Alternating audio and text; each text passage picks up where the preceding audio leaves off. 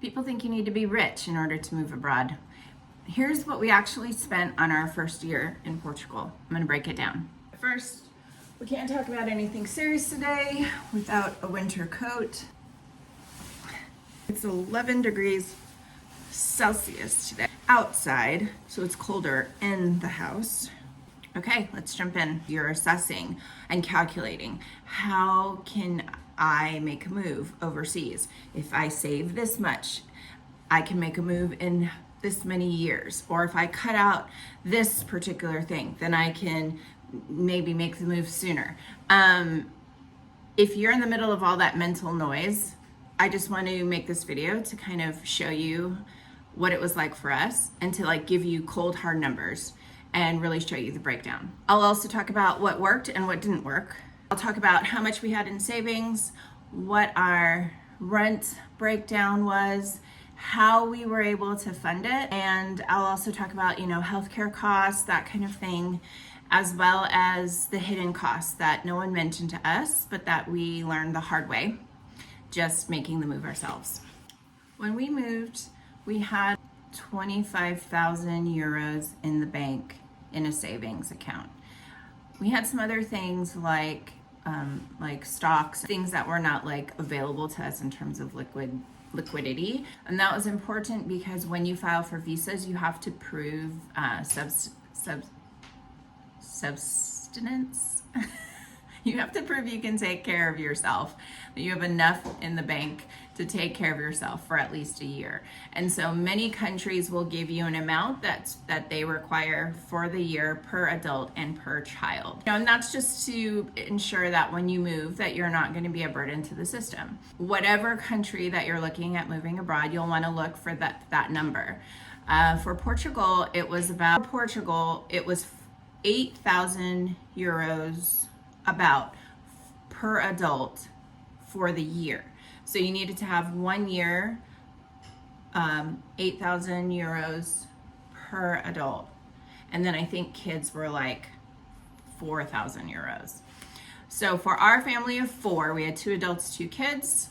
I needed 8,000 per adult. That was 16 plus 4 for each of the 2 kids. So that was 8. So about 24,000 euros.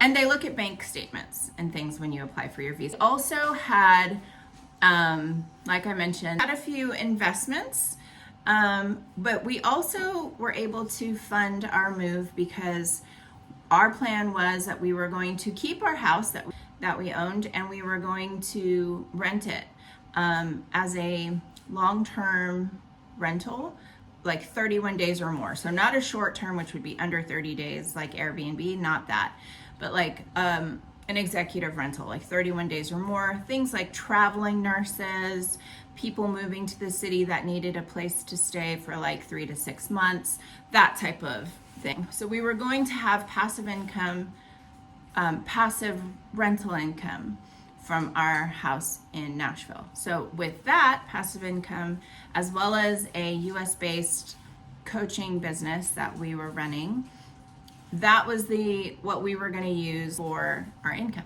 When you are applying for a visa to move to a new country, a lot of times those countries have requirements for you to have a house rented out, a house or apartment rented out prior to moving. So for Portugal, we had to prove a 1-year lease in order to apply for a visa. And that's always a very scary part to moving when your country has that requirement. Because what that meant for us was that in order to apply for a visa, we were in Nashville, in order to apply to say, I want to come to Portugal, can we be accepted? We had to show that we had a lease, a contract for 1 year. And people say, well, what if you're rejected? Yeah, that's the cost that you have to take into consideration. This is what happens when you are filming a video in a family of 4 in a tiny house in Europe. Don't mind the random people in my video. So I think when people move, they assume that it's cheaper wherever they go than what they're experiencing in the United States. And it really varies, right? Because Lisbon actually has ended up being a place that is about equivalent in terms of rental amount per month. When we first moved in 2022, our very first rental was 1,500 euros. So maybe about 16 or $1,700 US dollars. That was our very first apartment.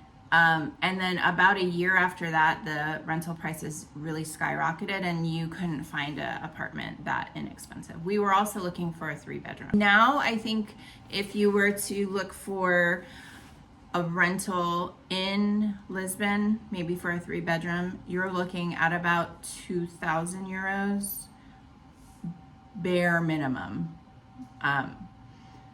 Maybe not for like a remodeled one. If you're really wanting to be in the city center, you're looking more at about 2,300 to 2,500 for a 3-bedroom. And again, that's euros. So depending on the exchange rate, that really could be about 2,600 US dollars or more. So it's not always less expensive. And I think that that's a big myth, especially when you look at places that are being gentrified. If you want to live in the city center, you're going to pay a lot more than if you're outside of Lisbon, maybe in the outskirts. And so maybe if you're looking further outside, maybe a 20-minute subway ride or a 45-minute train ride from Lisbon city center, you might be able to find something that's 1,100 euros. But I think it's a trade-off because you're also more isolated.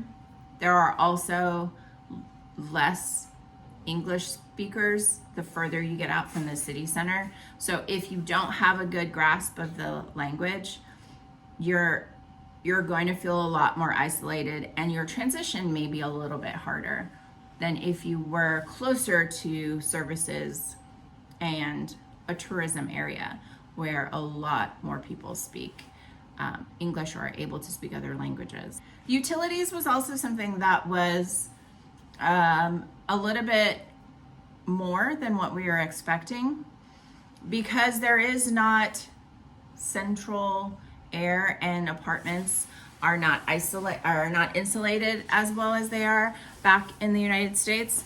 Hence the reason why I'm in a winter coat on a day in December inside. You end up spending a little bit more on either outfitting an apartment for split units where you could have AC or heat, or having little standing heaters that run. You can see right there in the corner, I've got one that's going in this room. So it can be a little bit pricier depending on your usage and if you have gas or electric.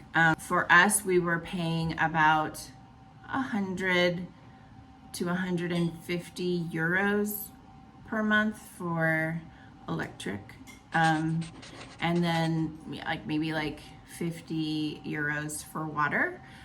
Healthcare is also something to take into consideration, and we didn't have health insurance when we were back in the United States. We were part of a sharing program, and I mentioned that in another video when I talked about losing health insurance and what we did instead. When moving here to Portugal, we were required to get private insurance, and we really like that because although Portugal offers healthcare for residents, we didn't want to burden the system, and so we got private healthcare insurance, and that is running us about 450 euros a month. But with that, we have everything covered. We have dental and medical for our family of 4. What are some of the hidden costs that no one mentioned or that we weren't really expecting?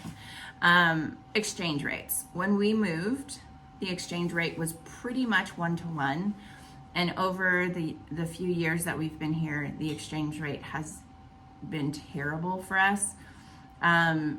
The exchange rate really affects the bottom line for monthly expenses, because on a bad day, our rent on a bad month, our rent fluctuates about $200 to $250 more because the exchange rate is so bad. Not only is the exchange rate knocking down what you bring, but also bank fees to make transfers. That's something else that you have to keep in mind.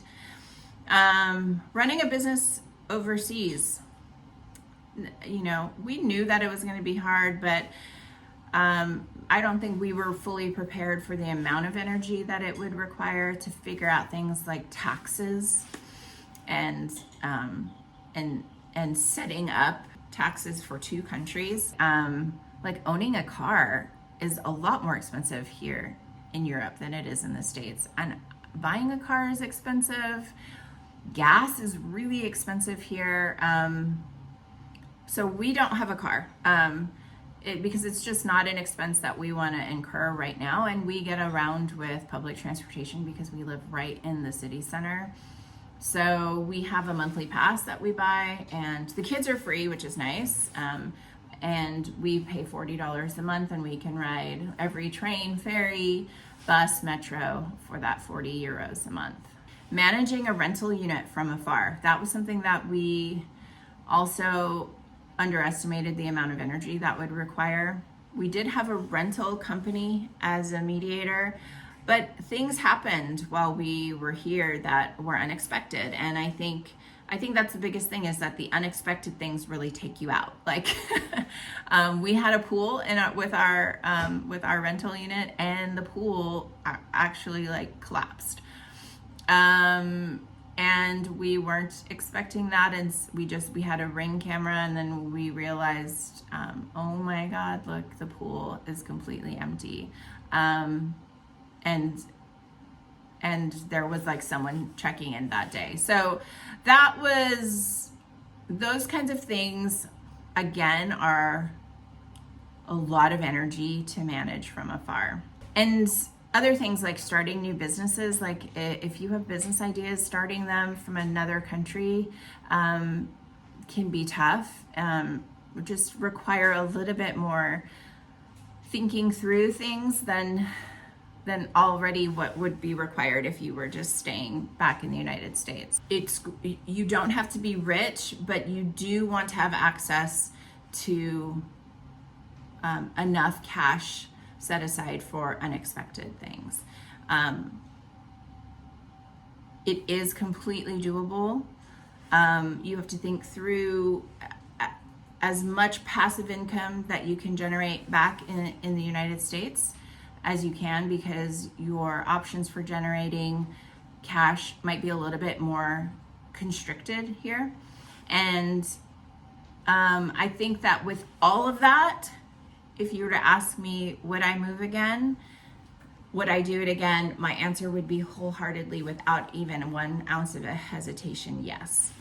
I would absolutely do it again. Not because everything worked out and, you know, it's been really, really easy and it's been a breeze. No, quite the opposite. We've had a lot of scary moments where we're a lot of unexpecteds. I think the quality of life that we've traded for, despite all of those things that are added stressors when you move abroad, the quality of life that we're experiencing outweighs that. I think too, if you come and you say, like, nothing is ever guaranteed, and if something was really so difficult that we weren't able to overcome it, we would move back to the States. And if you just kind of look at it that way, like, the life wouldn't end if we had to leave.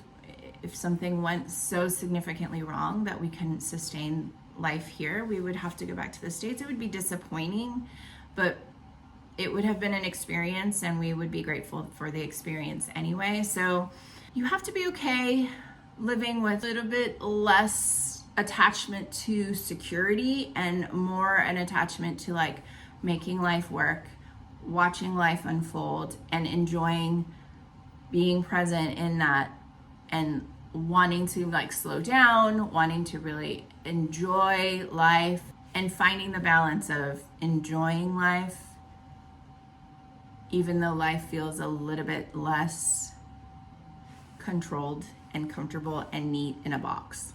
That was helpful for you to hear some first-hand experience of what a move abroad would entail, like the first year money breakdown of what a move, leaving the United States, moving abroad. In our case, it was Portugal. Maybe in your case, it's another European country. But that's just the first-hand experience of what a family of 4 experienced. Let me know if you're considering a move in the comments below.